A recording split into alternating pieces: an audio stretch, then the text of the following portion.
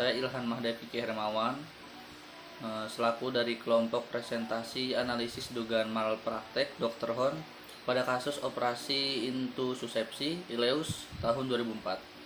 Dalam presentasi ini kami menganalisis dugaan malpraktek yang dilakukan oleh Dr. Hon pada kasus operasi intussusepsi ileus yang terjadi di Rumah Sakit KMC pada tahun 2004.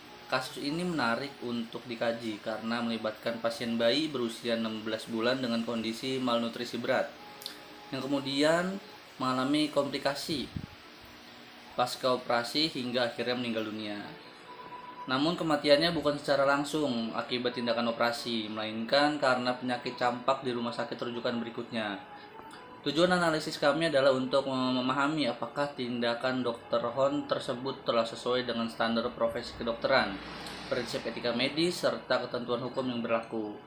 Analisis ini juga penting karena infeksi daerah operasi atau IDO seperti pada kasus ini merupakan masalah serius dalam dunia medis. IDO dapat meningkatkan kematian hingga 3% dan memperpanjang waktu rawat inap selama 7-10 hari, sehingga seringkali menimbulkan tuduhan malpraktek. Dalam konteks hukum di Indonesia, isu malpraktek medis diatur dalam Undang-Undang Nomor 8 Tahun 1999 tentang Perlindungan Konsumen dan Undang-Undang Nomor 29 Tahun 2004 tentang Praktik Kedokteran. Kedua undang-undang ini memberikan dasar hukum untuk menilai apakah suatu tindakan medis tersebut merupakan pelanggaran atau masih dalam batas risiko medis yang wajar. Selain aspek hukum, analisis ini juga menekankan pentingnya etika profesi dan bioetik dalam dunia kedokteran. Etika profesi menjadikan pedoman moral bagi dokter untuk bekerja sesuai kompetensi dan standar operasional. Sedangkan bioetik memastikan setiap tindakan medis menghormati nilai kemanusiaan, terutama prinsip menolong pasien, tidak merugikan, menghormati hak pasien, dan berlaku adil. Jadi, pada analisis ini kami ingin menyampaikan dan ingin menunjukkan bahwasannya dugaan malpraktik tidak hanya harus dilihat dari hasil akhir pasien, tetapi juga harus sesuai dari tindakan dokter terhadap etika, bioetik, dan hukum.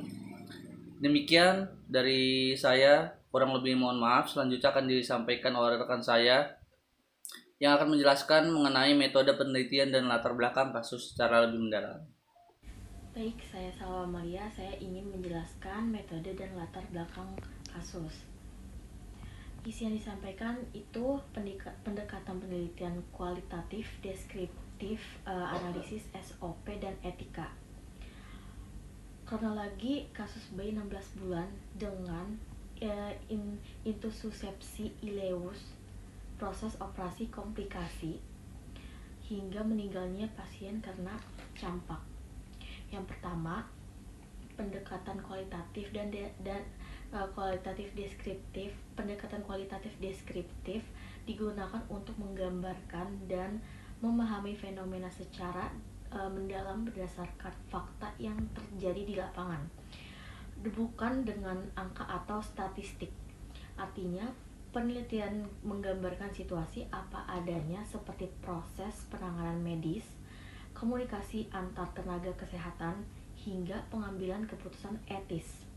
Dalam konteks kasus bayi 16 bulan dengan intussusepsi ileus, yang pertama, penelitian dapat mendeskripsikan bagaimana prosedur penanganan dilakukan dari diagnosa operasi hingga perawatan pasca operasi. Yang kedua, menganalisis SOP atau standar operasional prosedur rumah sakit, apakah langkah-langkah medis sesuai dengan protokol pasien, komunikasi. Yang pertama, penelitian dapat mendeskripsikan bagaimana prosedur penanganan dilakukan dari diagnosa operasi hingga perawatan pasca operasi. Yang kedua, menganalisis standar operasional prosedur rumah sakit, apakah langkah-langkah medis sesuai dengan protokol. Yang ketiga, menelaah etika profesi tenaga medis, apakah hak pasien, komunikasi dengan keluarga, dan informed consent atau persetujuan tindakan sudah dijalankan dengan benar. Namun yang kedua, kronologi kasus deskriptif. Contohnya bisa digambarkan seperti berikut. Bukan data medis sebenarnya, hanya contoh analisis.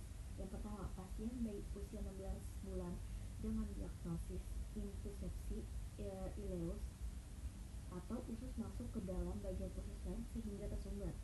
Yang kedua, tindakan dilakukan operasi untuk memperbaiki sumbatan. Yang ketiga, komplikasi pasca operasi terjadi dehiscensi luka. Yang keempat, perawatan melanjutkan pasien dirawat intensif namun kondisi menurun. Dan yang terakhir, hasil akhir, pasien meninggal dunia karena komplikasi campak yang memburuk daya tahan tubuh. Terakhir ya, analisis SOP dan etika analisis bisa mencakup yang terjadi SOP medis, apakah tindakan operasi dilakukan sesuai standar, indikasi jelas persiapan operasi, monitoring pasca operasi, penanganan infeksi. Jika SOP tidak dijalankan, bisa terjadi keparahan atau kelalaian malpraktik. Yang kedua, etika profesi, diperiksa apakah dokter dan perawatan menjalankan prinsip etika atau benevolence, berbuat baik dan non malevolence, tidak mencelakai, namun justice, adil, autonomi, menghormati keputusan pasien dan keluarga.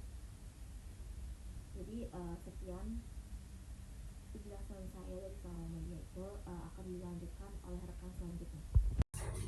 Sebelumnya terima kasih kepada rekan saya Salwa Amalia Taib yang sudah melakukan pembahasan. Selanjutnya pembahasan dilakukan oleh saya dan Novel Rifai dengan NPM 2023 10115206. Di sini pembahasan saya terkait dugaan malpraktik yang dimana ada analisa etika profesinya di dalam kasus ini. Nah, kasus ini itu berawal dari tindakan operasi Dr. Hon terhadap pasien bayi berusia 16 bulan dengan analisa atau diagnosis intussuscepsi ileus. Ya, setelah operasi, pasien tuh mengalami dehiscensi luka dan infeksi hingga akhirnya meninggal dunia di RSCM karena penyakit campak, bukan berarti langsung dari tindakan operasi itu sendiri. Yang dimana keluarga pasien kemudian melaporkan dugaan malpraktik karena merasa bahwa perawatan pasca operasi itu tidak maksimal. Namun dalam menganalisis kedugaan malpraktik tersebut, penting untuk membedakan antara adanya komplikasi medis atau kelalaian dokter, yang dimana komplikasi medis adalah resiko yang bisa terjadi dimanapun meskipun si dokter telah bertindak sesuai standar operasi atau SOP, sedangkan kelalaian adalah kesalahan karena tidak mematuhi standar profesi atau standar etika kedokteran itu sendiri. Nah, berdasarkan analisa, Dr. Hon ini dinilai sudah sesuai dengan kompetensinya. Ia memiliki kemampuan dan wewenang untuk menangani kasus yang dimana dia memegang operasi bayi yang berusia 16 bulan tersebut setelah dilakukan secara standar SOP-nya. Yang dimana dalam Kode Etik Kedokteran Indonesia atau Kodeki di tahun 2012, dokter diwajibkan untuk bekerja sesuai keahlian dan melalui prinsip kehati-hatian. Dimana sesuai juga di sini dari sisi ini tidak ditemukan pelanggaran etika dan lebih disebabkan oleh faktor eksternal seperti kondisi pasien mengalami malnutrisi dan fasilitas rumah sakit yang terbatas pada saat itu. Nah, namun dari sisi etika profesi, kasus ini memberikan pelajaran penting tentang pentingnya komunikasi yang jelas antara dokter dan keluarga pasien. Jadi tidak ada miskomunikasi pada tahap selanjutnya, serta perlunya informed consent yang harus komprehensif dijalankan sebelum tindakan medis dilakukan. Secara keseluruhan, analisa etika profesi menunjukkan bahwa tidak ada indikasi malpraktik melainkan komplikasi medis yang muncul akibat faktor di luar kendali si Dr. Hon tersebut. Lebih ke arah faktor eksternal after operasinya, walaupun si dokter sudah menjalankan